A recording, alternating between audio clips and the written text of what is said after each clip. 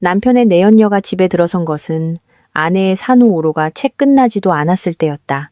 핏물이 여전히 산후 패드에 붉게 배어 나왔다. 그녀는 봉투를 꺼내 테이블에 내려놓으며 퉁명스럽게 말했다. 이거 30만 원이니까 이거 받고 그냥 가세요. 더 이상 질척거리지 말고. 어린 엄마는 태어난 지 사흘 된 핏덩이를 품에 안은 채 울지도 대꾸하지도 않았다. 그저 묵묵히 돌아섰다. 고개를 숙이는 것이 자존심을 지킬 마지막 방법인 것처럼, 하지만 바로 그 순간 벼랑 끝으로 내몰린 듯했던 바로 그녀가 떨리는 두 손과 더 이상 잃을 것 없는 심장으로 새로운 삶을 일으켜 세우기 시작했다.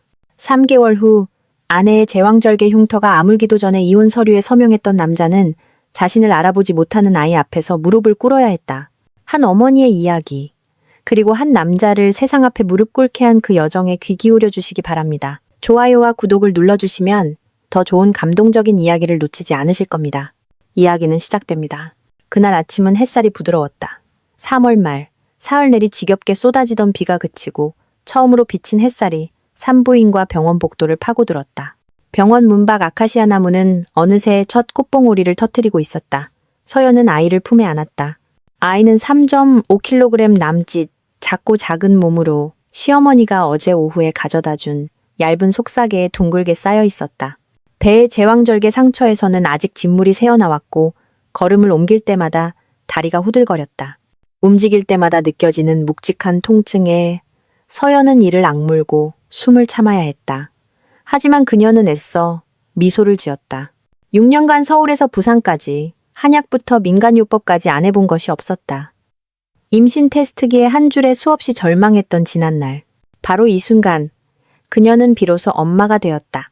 남편 민주는 데리러 오지 않았다. 프로젝트 마감 때문에 바쁘다며 어머니께 아이를 부탁한다고 했다. 서연은 아무 말도 하지 않았다. 임신 6개월째부터 그의 부재에 익숙해져 있었다.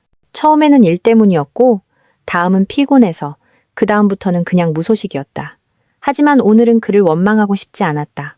그저 집으로 돌아가 언젠가 보금자리라 꿈꿨던 부부의 침실, 그 작은 침대에 아이를 눕히고 싶을 뿐이었다.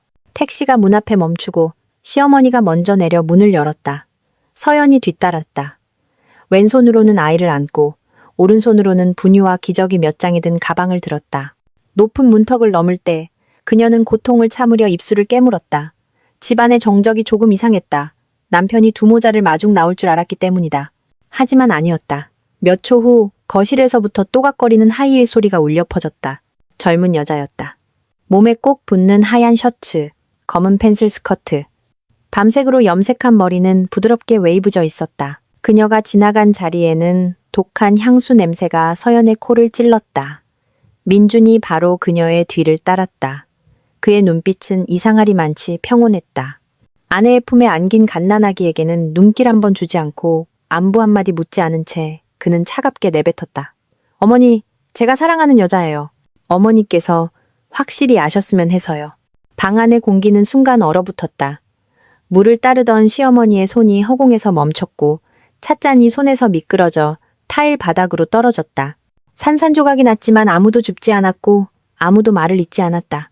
그 여자가 한 걸음 다가와 상냥하지만 파렴치한 미소를 지었다. 안녕하세요, 어머님. 전 빼앗은 게 아니라 그냥 되찾으러 온 거예요. 그 말은 칼날이 되어 서연의 가슴이 아닌 아직 피가 배어나오는 복부의 상처를 그대로 갈랐다. 그녀는 아이를 더욱 굳게 끌어안았다. 두 눈은 이글거렸지만 눈물 한 방울 흐르지 않았다. 아기는 이상한 낌새를 느꼈는지 몸을 뒤척이며 짧게 응애하고 울고는 다시 잠이 들었다.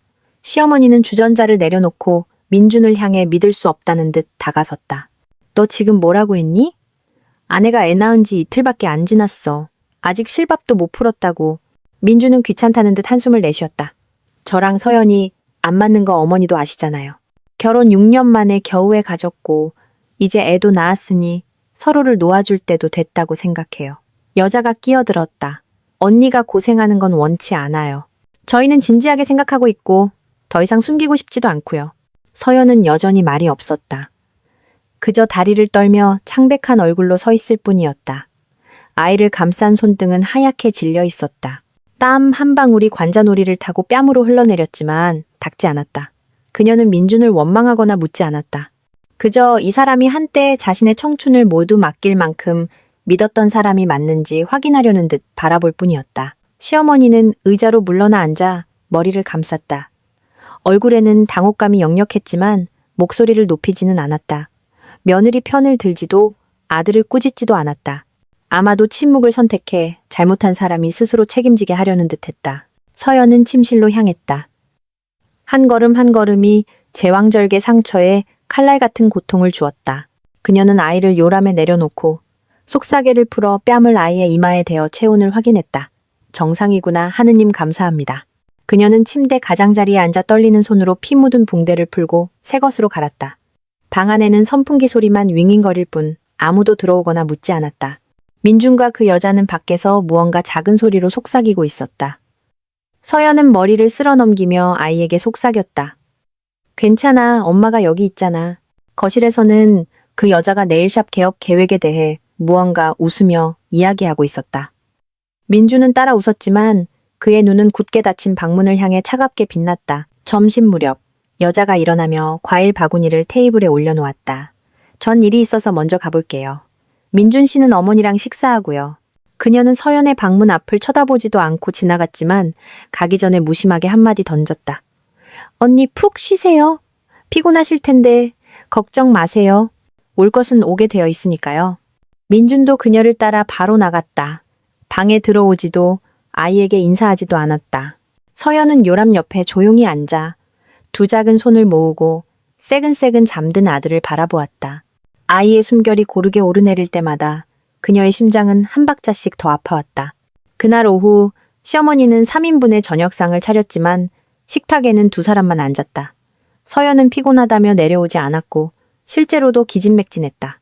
그녀는 물만 마시고 출산 가방에 있던 낡은 과자 한 봉지로 끼니를 때웠다. 병원에서 돌아온 첫 식사는 남편도 안부의 말도 순산을 축하하는 말도 없이 기계의 호흡처럼 무미건조하게 흘러나오는 TV 뉴스 소리뿐이었다. 서연은 옆으로 누워 아이의 머리카락을 쓸어주며 눈을 뜨고 있었다. 잠들지도 울지도 아무런 반응도 하지 않았다. 머릿속은 텅 비어 있었고 단 한 문장만이 끊임없이 맴돌았다. 빼앗은 게 아니라 되찾으러 온 것뿐이라고. 하지만 무엇을 되찾는단 말인가? 이 남자는 처음부터 그 누구의 소유도 아니었다. 서연은 문득 깨달았다. 자신이 보금자리라고 믿었던 것은 누군가를 끝까지 사랑할 줄 모르는 한 남자의 정거장에 불과했다는 것을. 마당에서 개 짖는 소리가 들려왔다. 날이 쌀쌀해지기 시작했다. 서연의 품에서 아이가 뒤척이며 엄마의 가슴에 뺨을 기댔다. 상처가 따끔거렸지만 그녀는 신음하지 않고 조용히 속삭였다. 엄마가 널 데리고 떠날 거야. 하지만 아직은 아니야. 출산 후 사흘째, 서연이 아직 실밥도 풀지 못하고 10분 이상 앉아있으면 어지러움을 느낄 때 민준의 내연녀가 다시 찾아왔다. 이번에는 민준 없이 혼자였다. 그녀는 모스 그린 색의 니트 스웨터에 무릎 길이의 스커트, 앵클부츠 차림으로 마치 백화점에서 막 나온 듯한 모습이었다.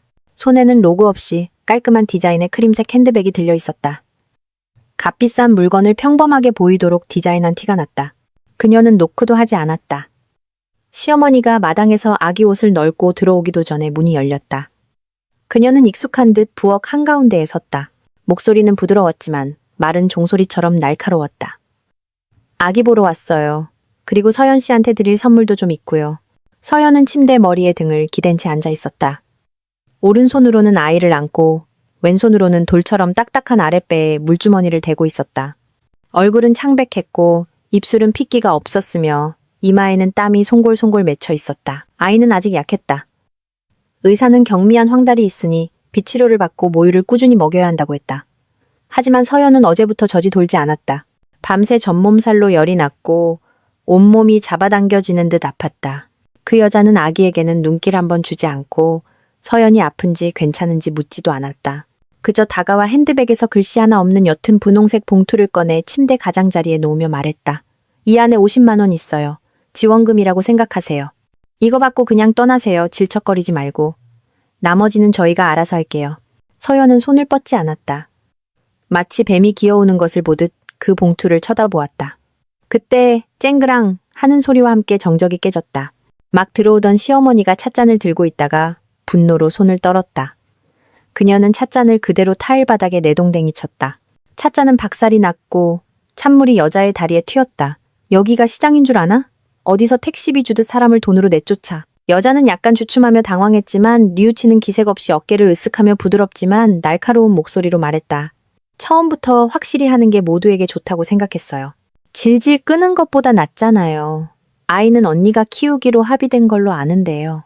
서연은 시어머니는 서연을 바라보았다. 그 순간 두 여자는 서로 다른 이유로 같은 고통을 느꼈다. 시어머니는 더 이상 아무 말도 하지 않았다. 그녀는 마치 잔을 깨는 것으로 할 일을 다 했다는 듯 부엌으로 돌아섰다. 아들을 꾸짖지도 그 여자를 내쫓지도 서연의 편을 들지도 않고 그저 중간에 서기를 택했다. 아무도 반응이 없자 여자가 다시 덧붙였다. 어쨌든 저도 여자니까 언니가 힘든 건 원치 않아요. 그리고는 마치 은혜를 베푸는 사람처럼 다른 사람을 모욕하는 것이 아니라 뒤돌아 집을 나섰다. 봉투는 침대 가장자리에 얼룩처럼 뻔뻔하게 놓여 있었다. 서연은 손대지 않았지만 아기가 놀라 울음을 터뜨렸다. 그녀는 서둘러 봉투를 바닥에 내려놓고 아이를 안아 달랬다. 모든 동작이 서툴렀고 허리가 욱신거리고 제왕절개 상처가 찢어질 듯 아팠지만 누울 수는 없었다. 아이는 계속 울었다. 젖도 없고 안아줄 사람도 없이 엄마의 온기와 굴욕감만이 방안을 맴돌았다. 그날 정오, 서연은 병원에 전화를 걸어 아이를 다시 데려가 비치료를 받게 해달라고 부탁했다. 집에서는 도저히 돌볼 힘이 없었다. 시어머니가 그녀를 데려다 주었다. 민주는 오지도 전화하지도 문자 한 통 보내지도 않았다. 서연은 치료실 밖에서 작은 보호 안경을 쓴 채 파란 불빛이 나오는 상자 안에 벌거벗고 누워있는 아이를 바라보았다. 의사는 약하지만 꾸준히 젖을 먹이면 괜찮아질 거라고 했다. 그녀는 거의 2시간 동안 그곳에 서 있었지만 아무도 와서 말을 걸지 않았다. 마음속에 어두운 생각이 떠올랐다. 아이가 아니었다면 그냥 죽어버렸을 텐데. 하지만 그 순간 아이가 무의식적으로 고개를 돌려 그녀 쪽을 향했다. 눈은 여전히 감겨 있었고 숨소리는 쌕쌕거렸지만 입술은 무언가 말하려는 듯 움직였다. 그제야 그녀는 출산 후 처음으로 소리 없이 울었다. 눈물만이 뺨을 타고 흘러내렸다. 그녀는 병원복도 벽에 기대어 휴대폰을 꺼내 메모 앱을 열었다. 첫 주를 입력했다. 출산 후 첫 주 지출. 해열제 6, 800원. 소독거즈 이팩삼 800권. 흰죽과 우유사 500권. 신생아 기저귀 8 600권. 병원 택시비 10 0원. 굴욕감. 가격을 매길 수 없음. 그녀는 메모를 저장하고 비밀번호를 아이의 생일로 설정했다. 그날부터 그녀는 가장 사소한 것부터 돈으로 측정할 수 없는 것까지 모든 것을 기록하기 시작했다. 그날 저녁 집에 돌아오니 시어머니는 지쳐서 말이 없었다. 그녀는 한숨을 쉬며 말했다. 아이가 황달이 있는데 분유만 먹어서는 체중이 늘지 않을 거야. 서연은 고개를 끄덕였다. 마음속으로는 다짐했다. 젖이 나와야 해. 아프고 유두가 갈라져도 아무도 도와주지 않아도 사람을 쓸 형편이 안 돼도 아이를 맡길 수 없으니까. 부엌에는 내연녀가 가져온 과일 바구니가 그대로 있었다. 서연은 바구니를 들고 나가 지나가던 폐지 줍는 아주머니에게 건네주고 손을 씻고 컴퓨터를 켰다. 오래된 설계 프로그램을 열었다. 미완성인 채로 남아있던 낡은 도면, 유리블록, 채광, 옥상의 경사도, 그리고 호박 넝쿨을 걸 수 있을 만큼 햇살이 잘 드는 주방. 그녀는 그 도면을 오랫동안 바라보다가 새 파일을 열었다. 프로젝트명 누구도 쫓아내지 않는 집. 그날 아침에는 비가 내렸다. 봄비는 한밤중부터 성당의 종소리가 3번째 울릴 때까지 지루하게 이어졌다. 서연은 새벽 첫 수유를 마치고 아이를 막 눕힌 참이었다. 몸은 미열이 있었고 식은땀이 등줄기를 적셨다. 그녀는 팽팽하게 부어오른 가슴을 부드럽게 마사지하며 찜질할 따뜻한 물을 찾고 있을 때 익숙한 오토바이 소리가 밖에서 멈췄다. 민준이 들어왔다. 비옷도 벗지 않고 말도 없이. 손에는 금속 클립으로 반접힌 서류 뭉치가 들려 있었고 표지 틈으로 파란 볼펜이 삐져나와 있었다. 그는 모든 것을 침대 옆 나무 테이블 위에 올려놓았다. 그 테이블은 한때 민준이 컴퓨터를 놓고 일하던 곳이었지만 지금은 서연의 분유, 진통제, 작은 보온병이 놓여 있었다. 서명해. 민준은 시선을 마주치지 않고 말했다. 마치 물건 수령 확인서에 서명을 부탁하는 듯한 평범한 목소리였다. 서연은 돌아섰다. 손은 여전히 가슴 위에 둔 채 숨결이 가볍게 끊겼다. 이게 뭔데? 이혼 서류, 합의 이혼. 그 사람이 확실한 명분을 원해. 더 이상 끌고 싶지 않아. 순간 작은 방은 정적에 휩싸였다. 시계 초침 소리, 양철 지붕 위로 규칙적으로 떨어지는 빗소리, 그리고 요람에서 새근새근 숨쉬는 아이의 소리뿐이었다. 서연은 민준을 오랫동안 바라보았다. 그의 머리카락은 비에 젖어 있었고 셔츠는 몸에 달라붙어 있었지만 그의 눈에는 한치의 망설임도 없었다. 다시 말해봐, 들었잖아. 그 사람은 정식 관계를 원해. 언제까지나 세 번째 사람으로 남고 싶어 하지 않아. 당신도 좀 알아서 처신해. 내 몸뚱이는 붙잡아도 내 마음은 못 붙잡아. 그 말은 칼날이 목을 스치는 듯 했다. 찌르지는 않았지만 깊게 베었다. 서연은 똑바로 앉아 찜질 주머니를 내려놓았다. 그녀는 플라스틱 의자를 테이블 가까이 끌어당겨 서류 뭉치를 열었다. A사 용지 2장에는 모든 정보가 기입되어 있었다. 이름, 결혼 날짜, 이혼 사유, 성격 차이, 자발적 이별. 볼펜은 마치 명령처럼 깔끔하게 놓여 있었다. 서연은 자신의 손을 내려다보았다. 창백하고 푸른 힘줄이 도드라져 있었다. 검지 손톱 끝에서는 아직 피가 배어 나왔다. 병원으로 이사 오던 날, 여행 가방을 끌다가 손톱이 들렸던 상처였다. 손이 떨렸다. 두려워서가 아니라 아파서, 분해서, 추워서 그 모든 것 때문에 그녀는 펜을 들어 서명을 시도했지만 손이 말을 듣지 않았다. 첫 글자는 삐뚤삐뚤했고 잉크가 번져 마치 아까 갈았던 산후패드의 핏자국처럼 길게 번졌다. 그녀는 펜을 놓고 숨을 몰아쉬며 민준을 쳐다보았다. 서명 못해. 단 3글자였지만 수백 번의 애원보다 무거웠다. 민준은 어깨를 으쓱하며 더 이상 말하지 않았다. 그는 일어나 펜을 다시 집어 서류 뭉치에 끼워 그 자리에 두었다. 그리고는 문으로 직행했다. 사라지기 전 그는 무심한 한마디를 던졌다. 마음대로 해. 하지만 나도 이제 한계야. 문이 닫혔다. 소리는 크지 않았지만 심장에는 큰 울림을 남겼다. 서연은 몇 분 더 그 자리에 앉아 있었다. 창문으로 들어온 바람에 휴지 몇 장이 흩날렸다. 그녀는 몸을 숙여 그것들을 줍고 요람으로 다가가 아이를 안아 올렸다. 아이가 칭얼거리며 눈을 가늘게 떴다. 그녀는 아이의 이마에 뺨을 대었다. 정상이야. 하지만 따뜻했다. 그 온기에 떨리던 손이 멈췄다. 그녀는 아이를 다시 눕히고 이불을 목까지 덮어준 뒤 안방으로 들어가 베개의 얼굴을 파묻고 조용히 있었다. 울지도 신음하지도 할퀴지도 욕하지도 않았다. 그저 햇볕이 들어 마르기를 기다리는 차가운 돌처럼 누워 있었다. 그날 정오, 시어머니가 돌아왔다. 이웃에게서 어떤 남자가 이혼 서류를 들고 왔다는 말을 들었다. 집에 들어와 테이블 위에 서류 뭉치를 보고는 아무것도 묻지 않고 조용히 아이를 안고 누워있는 서연을 바라볼 뿐이었다. 그녀는 흰죽 한 그릇을 테이블에 놓으며 조용히 말했다. 뜨거운 죽 사왔어. 먹고 젖돌게 해. 서연은 일어나 숨소리처럼 작게 말했다. 배 안 고파요. 그냥 두세요. 시어머니는 재촉하지 않고 테이블을 정리한 뒤 툇마루에 앉아 머리를 빗었다. 그 여인의 눈빛 속에는 어머니로서의 역할과 한 인간으로서의 역할 사이에 갈등이 있었다. 오후에 비가 그쳤다. 해는 없었지만 하늘이 밝아졌다. 서연은 휴대폰을 열었다. 민준에게서 온 메시지는 여전히 없었다. 사과도 아이에 대한 안부도 마침표 하나조차 없었다. 그녀는 다시 메모 앱을 열었다. 목록에 2번째 줄이 추가되었다. 산후조리 중인 아내 앞에 놓인 이혼 서류. 이유, 새 여자의 명분, 상처, 측정 불가. 서명은 못했지만 마음은 이미 부서짐. 민준이 이혼 서류를 가져다 놓고 떠난 후 작은 집에는 시어머니, 서연, 그리고 요람 속 갓난아기 이렇게 3사람만 남았다. 집안의 공기는 이전처럼 긴장되지는 않았지만 차가웠다. 마치 장마철에 한 번도 불을 떼지 않은 부엌처럼 싸늘했다. 각자 서로 부딪히지 않으려, 답없는 질문을 건드리지 않으려 움츠리고 있었기 때문이다. 시어머니는 평소처럼 생활했다. 아침 5시에 일어나 마당을 쓸고 물을 끓이고 밥을 지었다. 그녀의 아침 식사는 현미죽과 소금뿐이었다.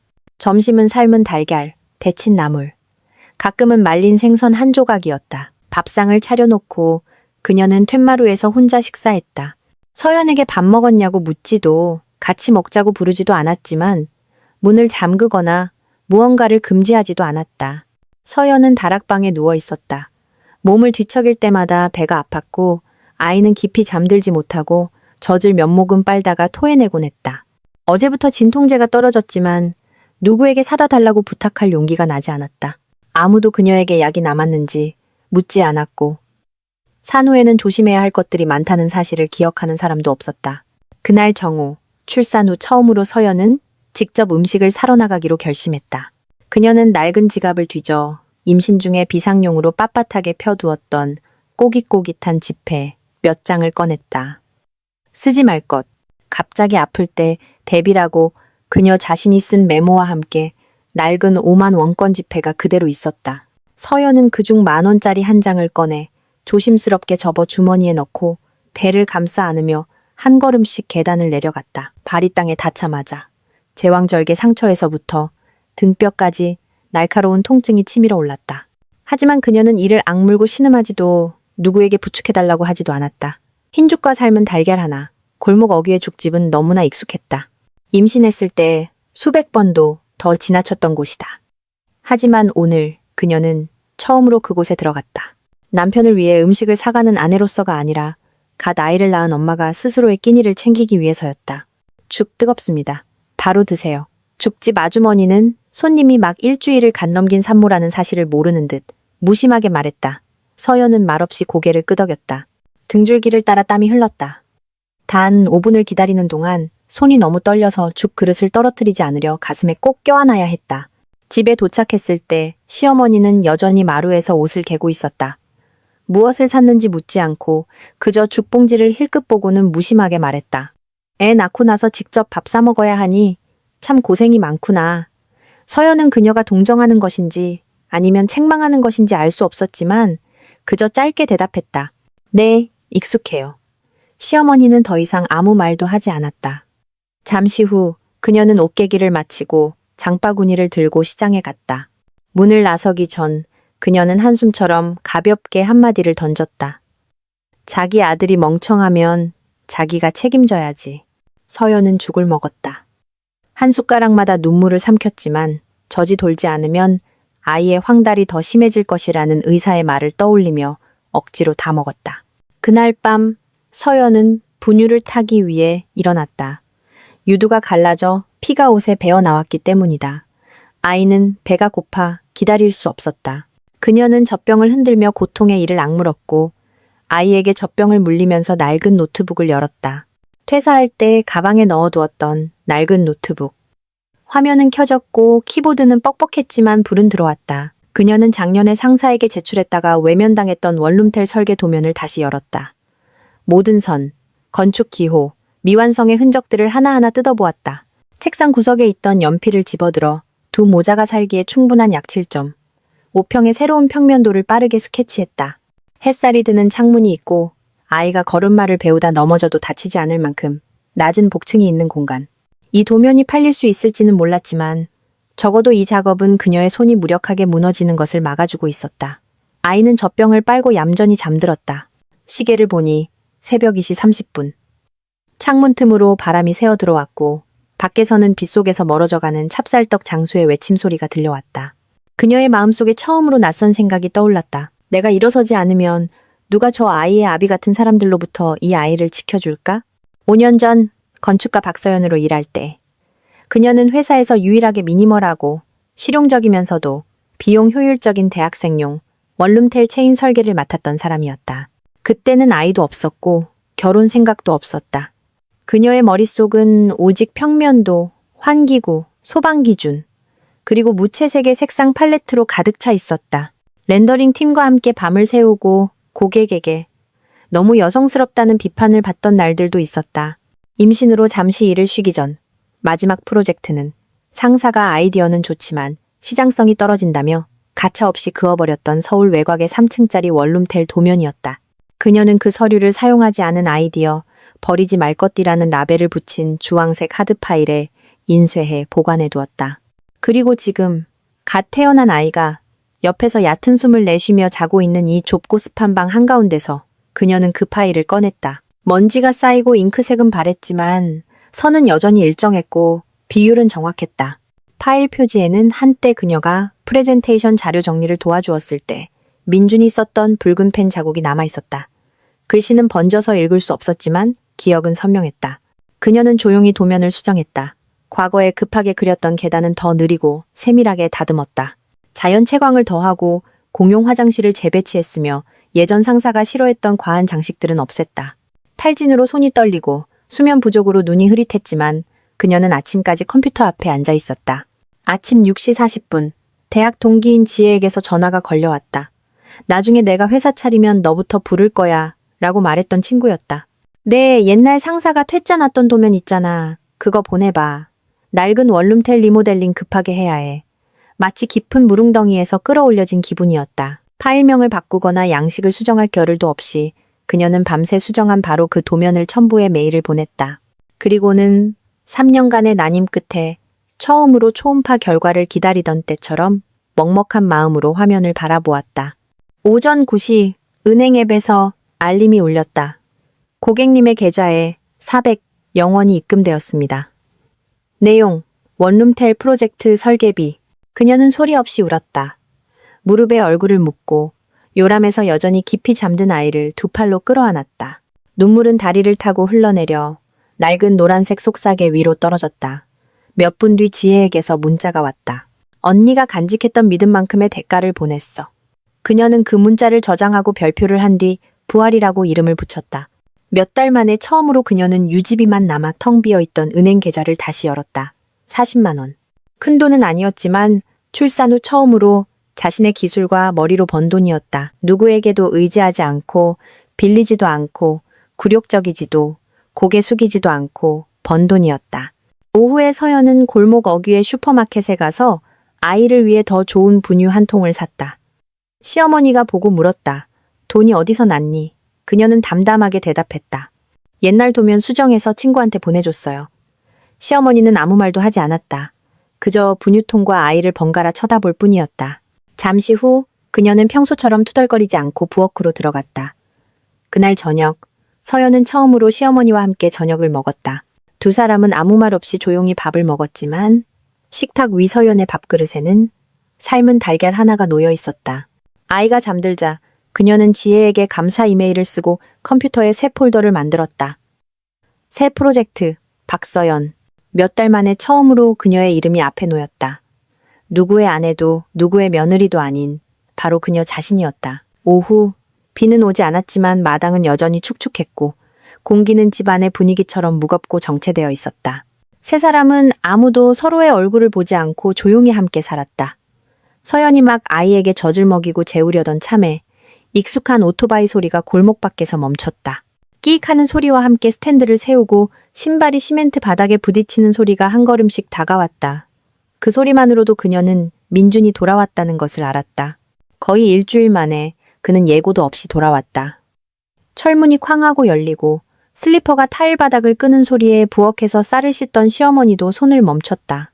민준은 마스크도 벗지 않고 주위를 둘러보지도 않은 채 집 중앙으로 직행했다. 그의 손에는 입구가 꽉 묶인 더러운 비닐봉지가 들려 있었고 그 안에는 저렴한 분유 한 통과 가장 작은 사이즈의 기저귀 한 팩이 들어 있었다. 그는 마치 책임져야 할 짐을 던지듯 봉지를 테이블 위에 던졌다. 이거, 분유랑 기저귀, 다 떨어지면 알아서 사. 애전 모자란다고 문자 좀 그만하고. 그의 목소리는 메말랐고 일말의 관심도 없었다. 서연은 여전히 방문가에 아이를 안고 서 있었다. 잠든 아이의 입가에는 젖이 묻어 있었고 손은 엄마의 옷깃을 꼭 쥐고 있었다.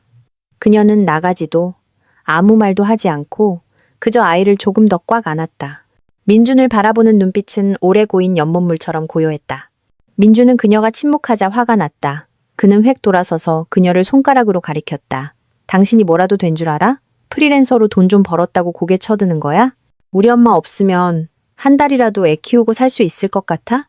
부엌에서 나온 시어머니가 무언가 말하려다 민준이 그녀를 향해 쏘아붙이자 입을 다물었다. 어머니 보세요. 저 여자 조용한 척하지만 속으로는 사람 무시하고 있다고요. 그러고는 서연의 품에서 고르게 숨쉬고 있는 아이를 향해 말했다. 내 엄마 말이야. 빌부터 살 줄밖에 모르는 사람이야. 아가야. 그 말은 가위가 되어 누구도 막을 틈 없이 침묵의 장막을 찢었다. 서연의 품에 안긴 아이가 놀라 소리를 지르며 울기 시작했다. 배고프거나 기저귀가 젖어서 우는 것이 아니었다.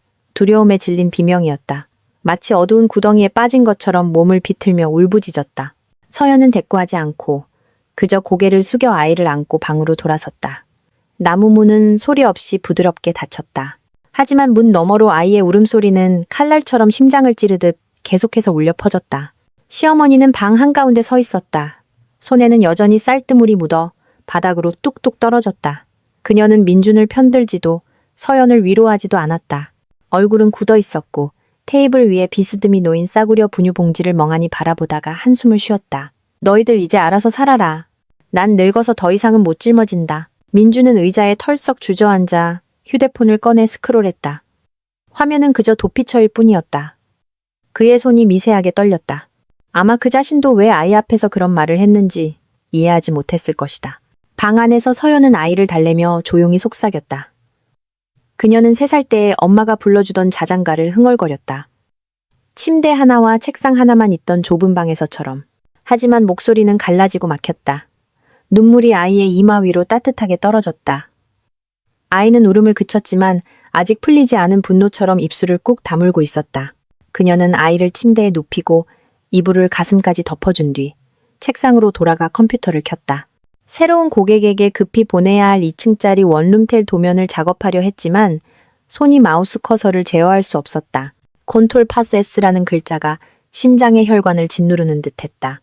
그녀는 일어나 옷장을 열고 작은 배낭을 꺼냈다. 옷을 접지도 정리하지도 않고 그저 배낭을 오랫동안 바라보다가 다시 접어 옷장 맨 아래에 넣고 잠갔다. 하지만 처음으로 그녀의 눈에는 더 이상 망설임이 없었다. 조용히 서명된 결정만이 있었다. 그녀는 떠날 것이다. 도망치는 것이 아니라 시작하기 위해서.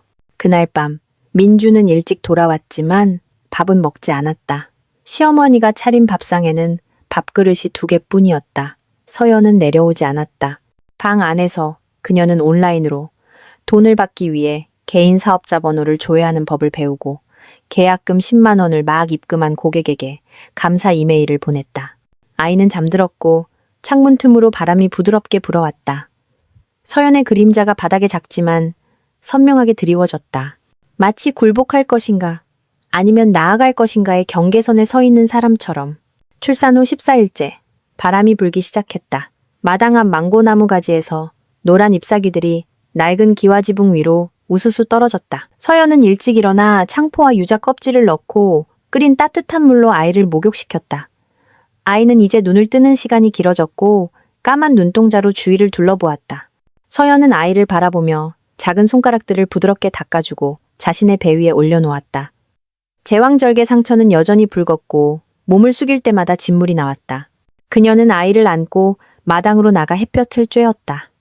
아이의 피부는 노란 기운이 옅어지고 있었지만 눈빛은 무언가 변화가 일어나고 있음을 이해하는 듯했다. 시장에서 돌아온 시어머니는 마당에 앉아있는 두 모자를 보고 말했다. 날씨가 쌀쌀해졌으니 안으로 들어가거라. 그뿐이었다. 더 이상의 말도, 안부도, 미움도, 그리고 애정도 없었다. 그날 오후 민준이 돌아왔을 때 그녀는 기다리고 있었다. 그가 신발을 벗기도 전에 서연은 얇은 서류철을 찻상 위에 올려놓았다. 그녀는 길게 말하지 않고 똑바로 서서 그의 눈을 마주 보았다. 제가 서명했어요. 당신도 서명하세요. 민준은 눈썹을 치켜 올리며 비웃었지만 그 웃음은 마당 밖에서 부는 바람보다 차가웠다. 마음이 그렇게 빨리 바뀌었어? 당신은 붙잡지 못했지만 아이는 지킬 수 있어요. 그는 서류를 넘겼다. 이혼 합의서의 재산분할 항목은 비어 있었다. 집분할도 양육비 요구도 없었다. 다만 아래의 손으로 쓴 조항이 하나 추가되어 있었다. 아들은 어머니를 따른다. 이후 학업, 양육, 생활과 관련된 모든 결정은 내가 전적으로 책임진다. 민주는 눈을 가늘게 떴다. 그의 목소리는 마치 부동산 거래를 하는 것처럼 고르게 울렸다. 내 아들, 내가 당신한테 맡기지. 내 몸이 가벼워지니까. 그 말은 피 한 방울 흘리지 않았지만 뼛속까지 시린 상처를 남겼다. 서연은 마지막 부분에 서명했다. 잉크가 종이에 붉게 스며들었다. 잉크가 번진 것이 아니라 그가 처음 이별을 말했던 밤, 침대 틀을 꽉 쥐었던 엄지손톱 틈에서 배어나온 핏자국이었다. 펜은 떨렸지만 서명은 선명했다. 민주는 서명을 마치고 일어나 밖으로 직행했다. 아이를 보지도 한마디 말도 없이. 그의 신발에는 젖은 흙이 묻어 있었고 서연이 닦을 생각도 하지 않은 타일, 바닥에 흐릿한 자국을 남겼다. 저녁에 그녀는 짐을 쌌다. 많지 않았다. 옷가지가 든 배낭 하나, 분유와 기저귀가 든 작은 가방 하나, 동사무소에서 갓 발급받은 출생증명서가 든 봉투 하나, 낡은 노트북은 남은 가장 큰 재산인 양, 수건에 쌓여 짐더미 한가운데 놓였다. 시어머니는 부엌에서 다락방을 올려다보았다. 아무 말도 어디 가냐고 묻지도 않고 그저 고개를 돌려 씻다만 숟가락 몇 개를 급히 닦았다. 물방울이 스테인리스 대야 위로 뚝뚝 떨어지는 소리가 배낭의 지퍼를 잠그는 소리와 섞여 마치 부서진 결혼의 마지막 족쇄를 조이는 소리처럼 들렸다. 밤 11시가 거의 다 되어 서연은 아이를 안고 문을 나섰다. 낮에 떠나고 싶지 않았다. 누구의 시선도 어떻게 됐어? 그 사람은 어디 갔어? 같은 질문도 그리고 최악인 동정의 눈빛도 받고 싶지 않았다. 배웅하는 사람은 아무도 없었다. 철문은 삐걱 소리를 내며 닫혔다가 원래대로 돌아왔다. 그날 밤 서연은 콜택시를 불렀다. 나이든 기사님의 등 뒤에 앉아 아이를 가슴에 꼭 껴안았다. 아이는 얌전히 잠들었고 엄마의 목덜미에서 얕은 숨을 내쉬었다. 차가운 바람이 등 뒤로 스며들어 등골을 파고들었지만 춥지 않았다. 머릿속에는 수많은 숫자, 도면, 고객과의 약속이 마치 새로운 운영체제처럼 끊임없이 돌아갔다. 생존하기 위해서가 아니라 살기 위해서, 진정으로 살기 위해서. 그녀는 친구 지혜가 소개해준 시장 근처 주택가의 작은 단칸방을 얻었다. 약 3평도 안 되는 공간에 복층과 전용 화장실, 그리고 이른 아침 햇살을 받을 수 있는 창문이 있었다. 집주인에게서 임시로 빌린 낡은 매트리스에 아이를 눕히고 서연은 그 옆에 앉아 누런 천장을 바라보며 숨을 내쉬었다. 그녀는 휴대폰으로 지혜에게 메시지를 보냈다. 나 공식적으로 싱글이고 자유야. 상대편에서는 거의 즉시 답장이 왔다. 넌 누구보다 잘날 필요 없어. 그냥 너 자신에게 부끄럽지 않게 살면 돼. 서연은 휴대폰을 내려놓고 아이에게 이불을 덮어주었다. 아직 채 여물지 않은 잠을 자는 작은 얼굴을 보며 그녀는 속삭였다. 네가 엄마가 떠나기로 선택한 유일한 이유고 엄마가 절대 돌아가지 않을 이유가 될 거야. 단칸방은 새벽시장 뒤편에 구불구불한 작은 골목에 있었다. 벽은 누렇게 변색되었고 비가 올 때마다 타일 바닥은 미끄러웠으며 천장은 키가 170cm가 넘는 사람이 복층에 올라가려면 고개를 숙여야 할 정도로 낮았다. 하지만 서연에게 그곳은 새로운 삶의 시작이 아니라 결혼이라는 이름의 죽음에서 살아 돌아온 부활의 장소였다. 그녀는 월 30만 원에 화장실 딸린 방을 얻었다. 복층은 낡은 나무로 마감되어 있어 두 모자가 잘 매트리스를 깔기에 충분했다. 매일 아침 높은 곳에 있는 작은 창문으로 햇살이 들어와 바닥에 희미하지만 선명한 희망의 흔적을 남겼다. 서연은 50 안에 일어나 아이에게 첫 분유를 타먹이고 서둘러 세수를 하고 커튼을 걷고 컴퓨터를 켰다. 프리랜서 건축 설계 일은 많지 않았지만 친구 지혜의 소개로 작은 모텔이나 식당 리모델링 혹은 홈스테이 사업자가 허가를 받기 위해 간단한 평면도가 필요한 단골 고객 몇몇을 확보했다. 에어컨도 제대로 된 작업 책상도 없었다. 플라스틱 의자 하나, 작은 접이식 나무 책상, 그리고 무거운 파일을 열 때마다 느리게 돌아가는 낡은 노트북뿐이었다. 아침에는 도면을 그리고 아이가 낮잠을 자는 동안 이메일을 보내고 수정했다. 오후에는 아이를 안고 구립문화센터로 갔다. 그곳에서 그녀는 주 3회 어린이 미술교실을 맡았다. 돈은 많지 않았지만 아이가 놀 수 있는 작은 공간이 있었고 지혜가 소개해준 미혼모 지원재단에서 기저귀와 분유를 무료로 지원받았다. 저녁에는 집에 돌아와 밥을 짓고 아이에게 젖을 먹이고 재웠다. 시계가 새벽 1시를 가리키면 그녀는 다시 컴퓨터를 켰다. 미완성인 설계 작업을 계속했다. 어떤 날은 책상 위에서 꾸벅꾸벅 졸다가 키보드에 머리를 밟고 뺨에 연필 자국을 묻히기도 했다. 어느 밤 비가 몹시 내렸다. 양철 지붕이 하필이면 매트리스를 둔 곳에서 새기 시작했다. 서연은 아이를 안고 복층으로 올라가 임시로 깔아둔 비닐 장판 위에서 2시간을 꼬박 앉아 있었다. 아이를 달래면서 새로운 고객을 위한 3층짜리 모텔, 리모델링 평면도를 손으로 그렸다. 아이가 열이 나며 가볍게 경련을 일으키고 입에 거품을 물었다. 그녀는 공황 상태에 빠졌지만 부탁할 사람이 아무도 없었다. 빗속에서 택시를 부를 수도 없었다. 그녀는 비옷을 걸치고 아이를 수건에 싸서 동네 보건소까지 800m를 달렸다. 의사가 아이를 받아들었을 때 그녀는 숨을 헐떡이며 흠뻑 젖은 채 서 있었다.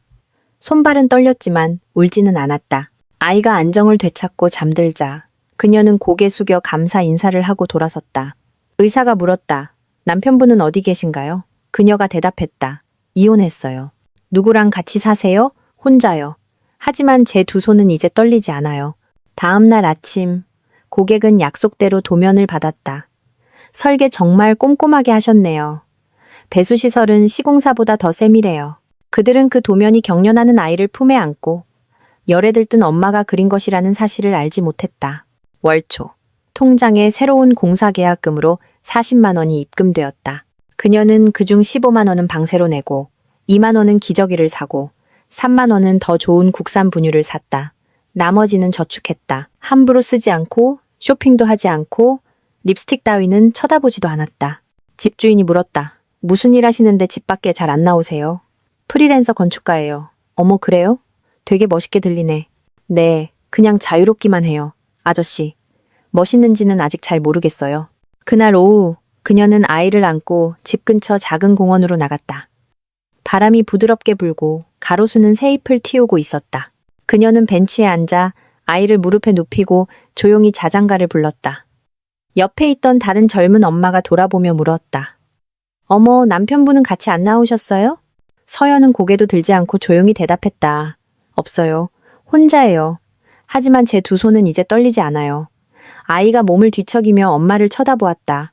그 순수한 눈 속에서 그녀는 자신이 이혼의 상처에서 막 벗어난 여자가 아니라 굳건히 서 있는 엄마라는 것을 분명히 보았다. 비록 손은 아직 아프고 수술 자국은 옥신거리며 심장은 아직 아물지 않았지만 말이다. 그날 아침 장막 끝에 드물게 맑은 하늘이 열렸다. 야기점 7평 남짓한 단칸방의 흐릿한 유리창 너머로 햇살이 쏟아져 들어와 낡은 발매트 위에서 놀고 있는 아이와 밤새 켜져 있던 노트북 화면의 설계도 위로 곧장 내리쬐었다. 지혜에게서 온 문자 메시지와 함께 기사 링크가 도착했다. 새로운 달의 시작을 영감 가득한 이야기로 햇살 드는 집, 그리고 그 집을 지은 사람은 갓난아기 때 이혼을 요구받았던 싱글맘. 서연이 무슨 일인지 파악하기도 전에 지혜에게서 전화가 걸려왔다. 그녀는 벅찬 감정에 목이 맨 채 웃으며 말했다. 너 신문에 났어. 이 바보야. 건설사에서 내가 설계한 프로젝트 홍보 기사를 내면서 깊이를 더하려고 내 이야기를 같이 넣었나 봐. 네가 아들 안고 매트 위에 있는 사진을 어디서 구했는지 모르겠지만 정말 예쁘게 나왔어. 정말 햇살 드는 집이야, 서연아. 내 눈 속의 햇살 말이야. 서연은 조용히 기사 링크를 열었다. 첫 번째 사진은 단순한 단층집의 3D 조감도였다. 침실 2개, 호박 넝쿨을 심은 앞마당, 그리고 집 중앙의 작은 천창. 지붕에서부터 식탁으로 곧장 쏟아지는 빗줄기 아래 한 젊은 엄마가 그림을 그리고 있고 그 옆에서는 어린 아들이 기어다니고 있었다. 꾸며지거나 연출되지 않은 그저 평범한 일상의 한 조각이었지만 보는 사람에게 평온함을 주었다. 사진 아래에는 이런 설명이 붙어 있었다. 건축가 박서연, 싱글맘, 힘든 상황 속에서 아이를 낳았지만 결코 자신의 일을 포기하지 않았다. 그녀가 설계한 햇살 드는 집은 현재 경기도 외곽에서 실제로 시공 중이며 또 다른 싱글맘 가정을 위한 보금자리가 될 것이다. 서연은 한 글자 한 글자, 마치 누군가가 가슴에 맺힌 매듭을 풀어주듯 읽어내려갔다. 단어 하나하나가 빗속에서 아이를 안고 달리던 그 밤. 이혼 후 떨리는 손으로 첫 도면을 그리던 순간 아이가 열이 날 때 물수건으로 몸을 닦아주며 DWG 파일을 확인 이메일로 보내던 때를 떠올리게 했다. 기사 아래에는 수백 개의 댓글이 달렸다. 갑자기 싱글맘들이 안쓰럽게 느껴지네요. 요즘 여성들은 정말 대단해요. 존경스럽습니다. 작은 집이지만 그 안의 빛은 크네요. 그녀는 누구에게도 답글을 달지 않았다. 그저 색연필을 손에 쥐고 스케치북에 무언가 그리고 있는 아들을 바라보았다. 아이는 동그란 모양의 검은 점 2개로 눈을 그리고 네모난 문과 비스듬한 지붕을 서툴게 그렸다. 마치 그녀가 지난주에 막 그렸던 그 집처럼. 같은 시각 도심의 한 카페에서 한 젊은 여자가 바로 그 기사를 읽고 있었다. 다름 아닌 과거의 내연녀였다. 언니 이혼하세요? 남의 남자 뺏었다는 소리 듣기 싫어요 라고 말했던 바로 그 여자. 그녀는 서연 모자의 사진을 보고 이내 밀크티 잔을 든 자신의 손을 내려다보았다. 질투가 아닌 양심의 가책 같은 공허함이 마음속에 차올랐다. 그녀는 그 기사를 메신저로 전송했다. 수신이는 민준이었다. 첨부된 메시지는 짧았다. 내가 틀렸었어. 민준은 습기 찬 단칸방에 앉아 있었다. 손에 든 담배는 거의 다 타들어가고 있었다. 그는 오랫동안 휴대폰 화면을 응시했다. 답장도 숨소리도 없이 타담한 담배가 치직 소리를 내며 꺼질 뿐이었다. 한편 시골, 한때 보금자리였던 그 집에서 시어머니는 우연히 인터넷으로 요리법을 찾다가 그 기사를 읽게 되었다. 그녀의 손은 박서연이라는 이름이 화면을 스쳐 지나갈 때 멈췄다. 그녀는 기사를 확대해 사진까지 내려보았다. 이마에 손을 얹고 마치 믿을 수 없다는 듯 한 글자씩 천천히 읽었다. 산후조리 중에 찬밥을 먹고 모아둔 푼돈으로 죽 한 그릇을 사 먹어야 했던 며느리가 맞는지, 그녀는 그날 밤 며느리가 짐을 싸서 나갈 때 그저 지켜보기만 했던 자신을 떠올렸다. 엄마의 어깨 너머로 마지막으로 이 집을 돌아보던 아이의 흔들리던 손을 기억했다. 그녀의 눈은 나이 때문이 아니라 차오르는 눈물 때문에 흐려졌다. 그녀는 마치 자신에게 말하듯 조용히 속삭였다. 저 아이는 내 손주를 키운 것만이 아니야. 우리 집안의 명예까지 구한 거야. 그날 저녁 그녀는 조용히 기사를 인쇄해 4번 접어 남편의 영정 사진을 보관하는 서랍에 넣었다. 낡은 사진들 옆에 액자도 라벨도 없지만 어떤 여성들은 아이 하나와 설계도 한 장만으로도 인생 전체를 다시 세울 수 있다는 가장 확실한 증거가 놓였다. 6월 말 서울의 햇살이 다시 뜨거워지기 시작했다. 낡은 원룸촌의 양철 지붕들은 너무 뜨거워져서 서연은 매일 정오마다 아이의 머리에 젖은 수건을 얹어 열을 식혀야 했다. 아이는 이제 뒤집기를 시작했고 눈은 반짝였으며 입은 항상 무언가 말하고 싶은 듯 오물거렸다. 서연은 꾸준히 일했고 설계도면은 점점 더 많아졌다. 고객들은 이제 신림동 사는 싱글맘 건축가라는 그녀의 이름을 기억하기 시작했다. 처음 맡았던 작은 모텔 리모델링을 시작으로 고객들은 그녀를 더 큰 프로젝트에 소개해 주었다. 외곽에 위치한 미니 홈스테이를 겸한 2층짜리 카페 리모델링이었다. IT 업계 출신의 젊은 사장은 카페 겸 휴양 공간 모델에 처음으로 투자하는 것이었고 개업에 맞춰 급하게 리모델링 도면이 필요했다. 그는 물었다. 밤에도 작업 가능하신가요? 서연은 대답했다. 저는 제 아이가 잘 때 일하는데 제 아이는 밤 1시에 자서 새벽 4시에 일어나거든요. 아마 가능할 거예요. 단 일주일 만에 그녀는 기본 도면, 3D 조감도, 기능별 평면도, 그리고 계략적인 물량 명세서까지 완성했다. 파일은 클라우드 드라이브를 통해 모든 환기구 위치까지 꼼꼼하게 메모를 달아 전송되었다. 고객은 파일을 받자마자 수정 없이 바로 승인했다. 어느 날 아침 서연이 아이의 색연 필통을 정리하고 있을 때 은행 앱에서 메시지 알림이 울렸다. 계좌 VCB 2749에 3, 0, 0원이 입금되었습니다. 내용 휴양 프로젝트 설계비 300만 원. 회사에 다니는 건축가에게는 큰돈이 아닐지 몰라도 서연에게는 거의 1년 만에 처음으로 지갑에 20만 원 이상을 가져본 것이었다. 진짜 땀과 진짜 눈물, 그리고 아무도 동정해주거나 위로해주지 않았던 진짜 밤샘으로 번 돈이었다. 그 돈은 종이 위에 잉크가 아니라 오직 그녀만이 아는 상처를 통해 흘렀던 피였다. 그날 그녀는 집주인에게 전화해 계약을 조기 해지하고 싶다고 말했다. 까다롭지만 정이 많던 주인 아주머니가 이유를 물었다. 서연은 말했다. 네, 일이 좀 더 들어와서요. 좀 더 시원하게, 조금 더 넓은 아파트로 옮기고 싶어서요. 아예 2층으로 올라가려고? 아주머니가 반은 놀리듯 반은 궁금한 듯 물었다. 네, 골목 초입에 있는 집으로요. 창문으로 아침 햇살이 들어와서 제 아들이 빛을 좋아하거든요. 너는 좋은 엄마야, 서연아. 내가 보면 알아. 이삿짐 센터를 부르지 않았다. 큰 천 가방 3개뿐이었다. 아이 용품 가방 하나, 옷 가방 하나, 그리고 서류와 노트북이 든 가방 하나. 새 아파트는 예전 단칸방보다 작았지만 베란다가 있었다. 베란다에는 호박 2포기와 페퍼민트 1그루를 심을 수 있었다. 바닥은 타일이 깔려 있어 청소하기 쉬웠고 설계 책상을 놓을 만한 구석과 창문이 있었다. 창문에서는 아침 6시 30분, 아들이 깨어날 시간에 맞춰 햇살이 쏟아져 들어왔다. 새 집에서의 첫날, 서연은 일찍 일어나 창문을 활짝 열었다. 햇살이 쏟아져 들어와 벽을 밝혔다. 그녀는 아이를 얇은 매트리스 위에 눕히고 직접 만든 나무 장난감 몇 개를 풀어놓았다. 아이는 장난감을 가지고 놀다가 소리를 냈다. 마. 완벽한 발음은 아니었지만 서연에게는 새로운 시대의 시작을 알리는 종소리처럼 들렸다. 그녀는 소리 없이 울었다. 아이를 가슴에 꼭 껴안았을 때 눈물이 아이의 머리카락 속으로 조용히 흘러내렸다. 그날 서연은 새로운 도면을 완성했다. 단순하지만 빛으로 가득 찬 단층집이었다. 그녀는 파일 이름을 울 필요 없어 DWG라고 지었다. 이름의 의미는 너무나 분명했다. 더 이상 울지 않을 것이다. 충분히 울었으니까. 더 이상 두려워하지 않을 것이다. 시작점으로부터 충분히 멀리 왔으니까. 더 이상 매달리지 않을 것이다. 가장 약할 때 나를 버린 사람은 붙잡을 가치가 없으니까. 저녁, 그녀는 아이를 재우고 베란다에 앉아 반짝이는 가로등을 바라보았다.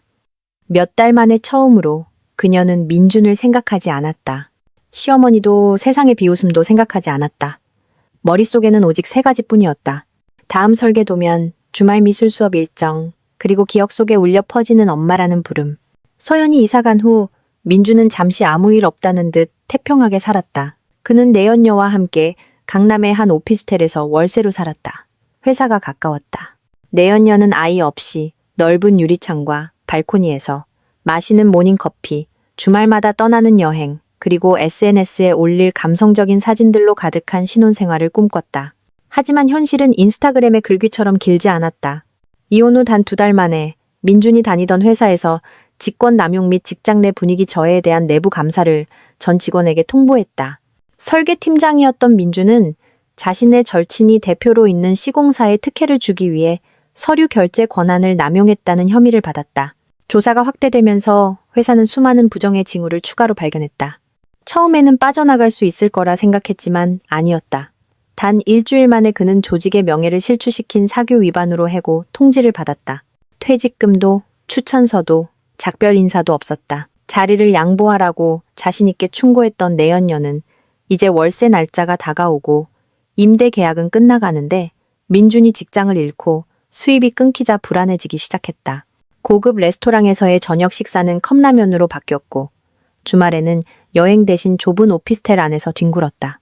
하루 종일 휴대폰만 들여다보는 남자의 얼굴은 더 이상 예전처럼 매력적이지 않았다. 어느 날 아침 민준이 늦잠을 자는 동안 그녀는 짐을 싸서 떠났다. 테이블 위에는 작은 메모지만 남겨져 있었다. 당신을 뺏어와 보니 아무도 당신을 가질 수 없다는 걸 깨달았어요. 민준은 메모지를 들고 한동안 조용히 서 있었다. 전화하지도 문자하지도 화내지도 않았다. 그는 그런 말들이 선택받았음에도 지킬 줄 몰랐던 자에게만 해당된다는 것을 잘 알고 있었다. 돈도 사람도 다 잃은 민주는 어머니의 집으로 돌아갈 수밖에 없었다. 한때 고개를 빳빳이 들고 떠났던 집. 이번에 돌아오는 그의 발걸음은 감히 힘을 주지 못했다. 마치 자신의 신발 소리가 어머니의 마음속에서 곧 터질 것 같은 무언가를 깨트릴까 두려운 듯했다. 그가 이혼 서류에 서명할 때, 서연이 짐을 싸서 나갈 때, 아이가 엄마의 어깨너머로 이 집을 마지막으로 돌아보며 손을 흔들 때 침묵했던 그의 어머니는 이번에도 아들을 포옹으로 맞이하지 않았다. 그녀는 그저 익숙한 마루에 앉아 차를 따르며 마치 판결문을 읽듯 말했다. 네 처자식이 떠난 건 그 애가 잘못해서가 아니야. 네가 잘못한 거야. 산후조리도 못한 사람한테 이혼 서류 내밀 때부터 잘못됐어. 아비 노릇, 남편 노릇 할 줄 모를 때부터. 그리고 네가 내 아들이라는 이유로 모두가 널 용서해 줄 거라. 착각할 때부터 잘못된 거야. 민주는 고개를 숙인 채 아무 말도 하지 않았다. 처음으로 변명할 이유를 찾을 수 없었기 때문이다. 기댈 곳이 없었다. 심지어 마지막으로 자신을 감싸줄 수 있었던 어머니조차 그의 편을 들어주지 않았다. 그날 밤, 그는 한때 자신과 서연의 결혼 사진이 걸려있던 낡은 방에 다시 누웠다. 지금은 텅 빈 벽에 햇볕 자국만 얼룩져 있었다. 그는 휴대폰을 켜 낡은 사진 앨범을 다시 열었다. 갓 100일이 지났을 때의 아들 사진이 보였다. 손은 여전히 쭈글쭈글했고 눈은 감겨 있었다.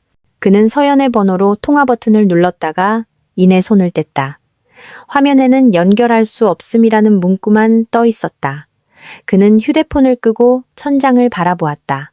멀리서 들려오는 개 짖는 소리를 들으며 그는 텅 빈 집 앞에 서서 아무리 문을 두드려도 아무도 열어주지 않고 안에서는 한 아이가 낯선 사람을 보듯 자신을 쳐다보는 어설픈 꿈속으로 빠져들었다. 토요일 오후 서울의 하늘은 불타는 듯했다. 뜨거운 햇살이 자유시장으로 이어지는 작은 골목길을 비추었다. 서연이 자주 들르는 유명한 길거리 국수집이 있는 곳이었다. 낡은 스테인리스 테이블 3개와 임시로 친 타프가 전부였지만 국물은 항상 뜨거웠고 튀김은 바삭했으며 특히 아이가 엄마와 함께 앉을 수 있는 작은 나무 의자가 있었다. 그것이 서연이 이곳을 좋아하는 이유였다. 단순하고 서민적이며 아무도 두모자에게 관심을 두거나 이것저것 묻지 않았다. 그날 그녀는 옅은 색 셔츠에 편안한 바지를 입고 아이를 위해 챙이 넓은 모자를 쓰고 있었다. 아이는 이제 1살이 넘어 아장아장 걸었고 엄마, 뜨거 같은 몇 마디 말을 옹알거렸다. 그녀는 부드러운 아기용 하넷으로 아이의 손을 잡고 다른 손에는 물병을 든 채 울퉁불퉁한 보도블록을 천천히 걸었다. 국수집은 삼거리 모퉁이, 낡은 나무 그늘 아래에 있었다. 주인 아주머니는 두 모자를 보자마자 환하게 웃었다. 오늘 또 잘생긴 꼬마 손님이 오셨네. 이리 와 앉아. 제일 시원한 자리야. 서연은 미소로 답하며 아이를 의자에 앉혔다. 아이는 얌전히 앉아 다리를 흔들며 끝없는 호기심으로 지나가는 사람들을 구경했다. 그녀는 물티슈로 아이의 얼굴을 닦아주고 작은 사이즈 한 그릇과 보통 사이즈 한 그릇을 주문했다. 멀지 않은 곳, 길가에 세워진 오토바이 뒤에서 한 남자가 선글라스를 끼고 헬멧을 쓴 채 그 가게를 바라보고 있었다. 민준이었다. 그는 몇 번이나 멀리서 서연을 지켜보았다. 스토킹이 아니라 그저 바라볼 뿐이었다. 그가 없는 사이 하루가 다르게 커가는 아들을 감히 다가가지 못한 채 그의 손에는 수입산 빨간색 나무 자동차 장난감이 들려 있었다. 아이는 집에 있을 때 빨간색을 좋아했다. 민준이 빨간 셔츠를 입을 때마다 아이는 귀여워 옷자락을 붙잡곤 했다. 하지만 지금 그 아이는 엄마와 함께 국수를 먹고 있었다. 얌전하고 깨끗하고 머리는 단정했으며 피부는 혈색이 좋았다. 멀리서 보면 누구도 그 아이가 아빠 없이 자랐다고 생각하지 않을 것이다. 저기 서 있는 남자가 엄마의 제왕절개 상처가 아물기도 전에 이혼 서류에 서명했던 사람이라고는 상상도 못할 것이다. 아이가 갑자기 고개를 돌렸다. 그의 시선이 정확히 민준의 시선과 마주쳤다. 거리는 불과 20m. 아이는 잠시 그를 쳐다보다가 물었다. 엄마, 저 아저씨 누구야? 이상해. 서연은 아이의 목소리를 듣고 아이가 가리키는 방향으로 고개를 돌렸다. 그녀는 민준을 보았다. 두 시선이 마주쳤다. 인사도 미소도 눈물도 없었다. 그저 깊이를 알 수 없는 침묵만이 흘렀다. 서연은 아이에게 대답하지 않고 아이의 입을 닦아준 뒤 손을 더 꽉 잡았다. 마치 바람이 불어와 희미한 무언가가 언제든 아이를 자신의 손에서 낚아채 갈 것처럼 아주 꽉. 민준은 고개를 숙이고 돌아섰다. 발걸음은 비틀거렸고 손에는 포장도 뜯지 않은 장난감 봉투 외에는 아무것도 없었다. 그날 밤 서연은 아이를 일찍 재웠다. 아이는 이제 혼자 옆으로 누워 이불을 덮고 엉덩이를 토닥여달라고 칭얼거릴 줄 알았다. 그녀는 아이가 자는 모습을 지켜보았다. 평온한 얼굴에는 아무런 걱정이 없었다. 그녀는 컴퓨터를 켜고 새로운 고객을 위한 미완성 도면 작업을 계속하려던 참에 휴대폰이 울렸다. 민준에게서 온 문자였다. 여전히 저장되지 않은 옛 번호. 마침표도 없는 짧은 글이었다. 아이를 만나고 싶어. 난 모든 걸 잃었어. 서연은 눈도 깜빡이지 않고 읽었다. 손가락을 화면 위에 올렸지만 아무런 답장도 입력하지 않았다. 그녀는 컴퓨터를 끄고 아이 옆에 누워 아이의 가슴에 손을 얹고 고른 숨소리를 들었다. 눈을 감고 어둠 속에서 중얼거렸다. 난 아직 잃지 않았어, 아가야. 난 네가 있으니 모든 것을 가진 거야. 그날 오후 하늘에는 가벼운 바람이 불고 잿빛 구름이 초가을의 희미한 햇살마저 가려버렸다. 서연이 사는 2층짜리 낡은 연립주택은 페인트가 벗겨진 초록색 철문이 있었고 문 밖에는 앙상한 가지만 남은 늙은 나무가 서 있었다. 그날 서연은 어린이 미술교실에서 아이를 막 데리고 돌아오는 길이었다.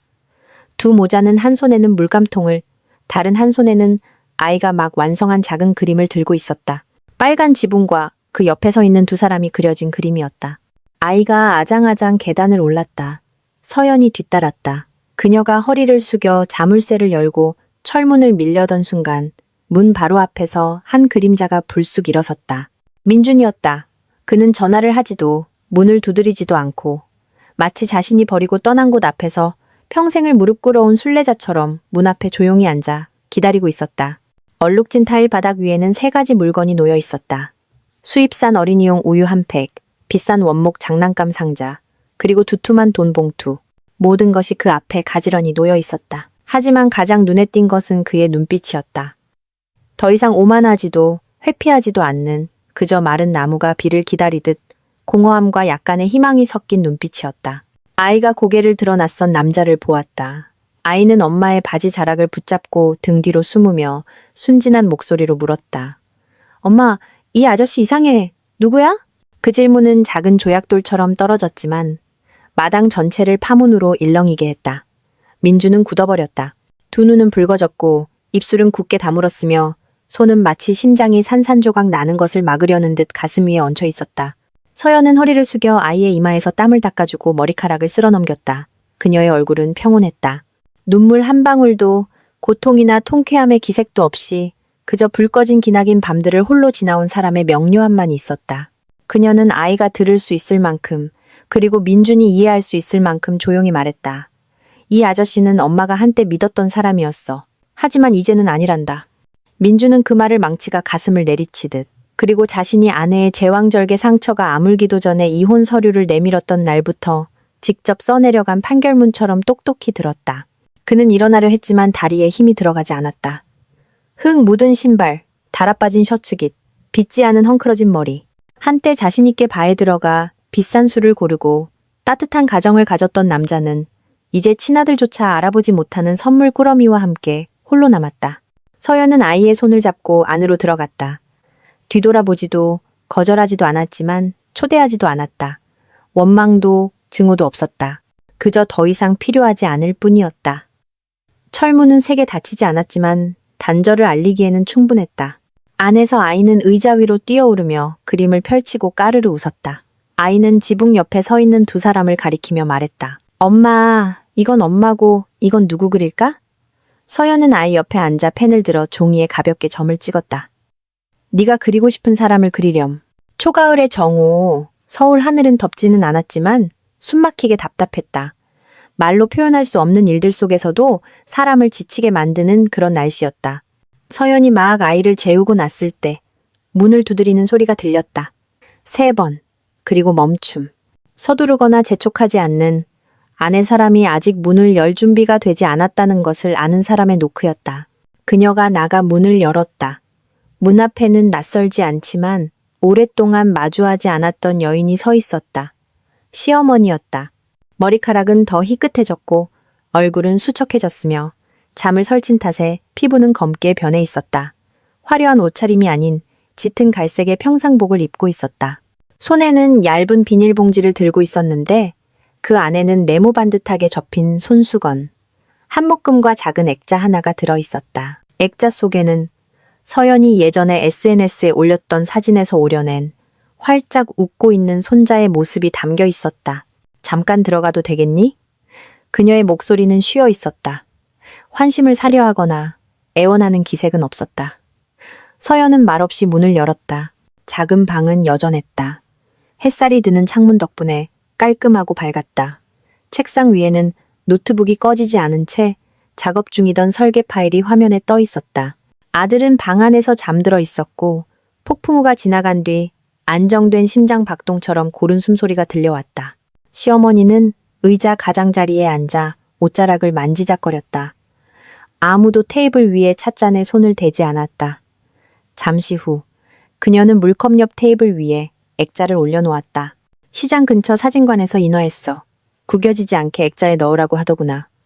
네게는 제대로 된 사진이 없을 것 같아서 가져왔다. 서연은 여전히 말이 없었다. 그녀는 뜨거운 물병을 들어 시어머니 앞에 빈잔에 물을 따랐다. 고맙다. 시어머니가 말했다. 마치 10배는 더 무거운 것을 받듯 두 손으로 찻잔을 받았다. 긴 침묵이 흘렀다. 그녀는 한때 자신이 외면하기로 선택했던 옛 며느리의 마지막 안식처였던 방안을 둘러보았다. 내가 널 탓하러 온 게 아니야. 그냥 내가 틀렸다고 말하고 싶어서 왔다. 그녀는 한 글자 한 글자 마치 자존심의 껍질을 스스로 벗겨내듯 천천히 말했다. 내가 민준이 편을 든 건 그 애가 옳다고 생각해서가 아니었어. 두려웠기 때문이다. 내가 네 편을 들면 그 애가 날 버릴까봐, 결국엔 내 손주까지 잃게 될까봐. 내가 겁쟁이였어. 침묵이 가장 많은 것을 지키는 방법이라 생각했는데 결국 모든 것을 잃고 말았구나. 서연은 마주 앉아 자신의 찻잔을 들고 있었다. 시선을 피하지도 비난하지도 않았다.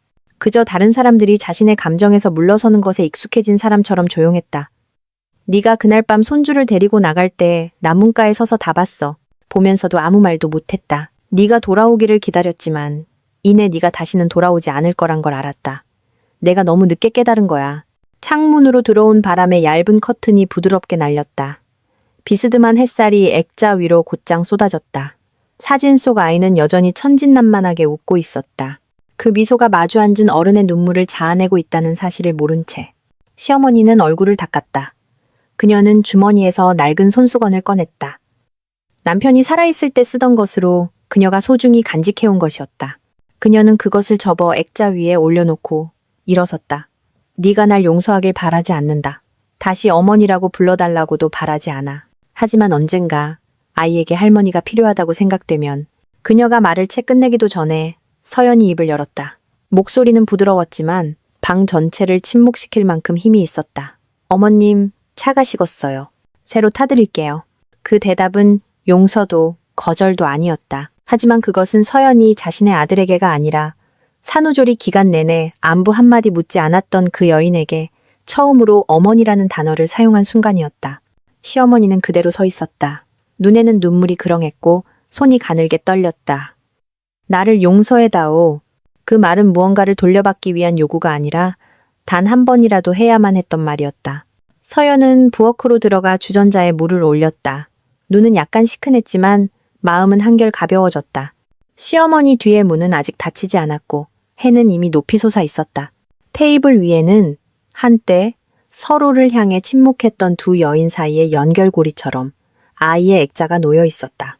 일요일 오후 구민회관에서는 이혼 후의 삶을 재건하는 것을 주제로 한 여성을 위한 생활기술 강좌가 열렸다.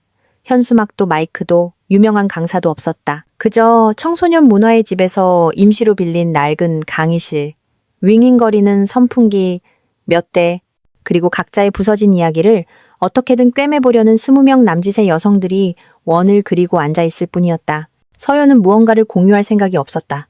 친구 지혜의 초대로 온 것이었다. 친구는 말했다. 네가 이야기해야 해. 사람들은 성공한 사람들 이야기보다 너 같은 사람 이야기가 더 필요할지도 몰라. 서연은 가장 바깥쪽 의자에 앉았다.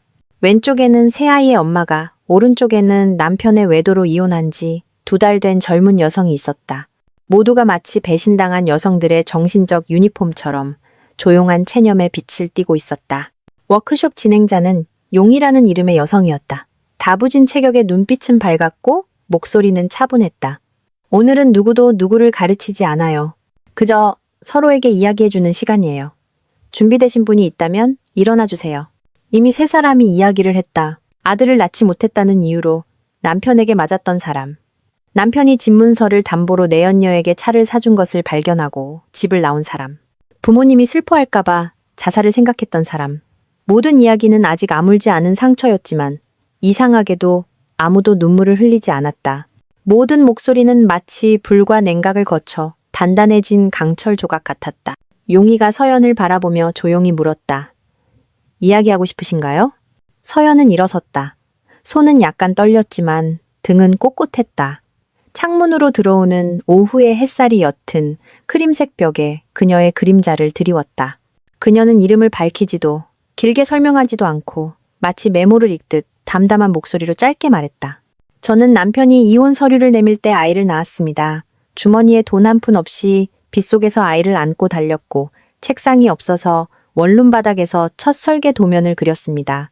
그리고 제 아이가 친아버지에게 이 아저씨는 누구야? 라고 묻는 것을 보았습니다. 모든 시선이 그녀에게 향했다. 서연은 희미하게 미소 지었다. 그때 누군가 저에게 용서할 거냐고 물었습니다. 저는 대답하지 못했습니다. 하지만 오늘 누군가 다시 묻는다면 솔직하게 말할 겁니다. 저는 용서하는 법을 배우지 않았습니다. 저는 더 이상 용서가 필요 없어지는 법을 배웠습니다. 방 안은 정적에 휩싸였다. 박수 소리도 속삭임도 없이 마치 누군가가 거울 위에 흐릿한 먼지를 닦아내자 모두가 자신을 본 듯한 아주 선명한 침묵이었다. 모두가 한때 민준 같았음을, 가장 필요한 순간에 누군가를 버렸음을, 침묵함으로써 자신이 무죄라고 생각했음을, 그리고 자신의 내면 속 추악한 부분과 마주하지 않기 위해 다른 사람이 대신 고통받기를 바랐음을 깨달았다. 서연의 등 뒤 벽에는 그녀의 아들이 그린 그림이 걸려 있었다. 지난주 어린이 전시회에 그녀가 가져온 작품이었다. 그림의 제목은 햇살 드는 집, 작은 빨간 지붕집, 호박 넝쿨이 있는 마당, 그리고 햇살 아래 서 있는 2사람. 큰 사람은 엄마, 작은 아이는 아들, 손을 잡고 있었다. 그리고 멀리 덤불 뒤에는 얼굴이 보이지 않는 한 사람의 그림자가 비스듬히 서 있었다. 워크숍이 끝나자 사람들은 조용히 일어나 줄을 서서 나갔다. 어떤 이는 감사하다는 의미로 그녀의 어깨를 가볍게 쥐었고 어떤 이는 그저 미소 지으며 손수건으로 눈가를 닦았다. 아무도 더 묻지 않았다. 더는 필요 없었기 때문이다. 답은 이미 충분했다. 서연은 남아 책상과 의자를 정리했다.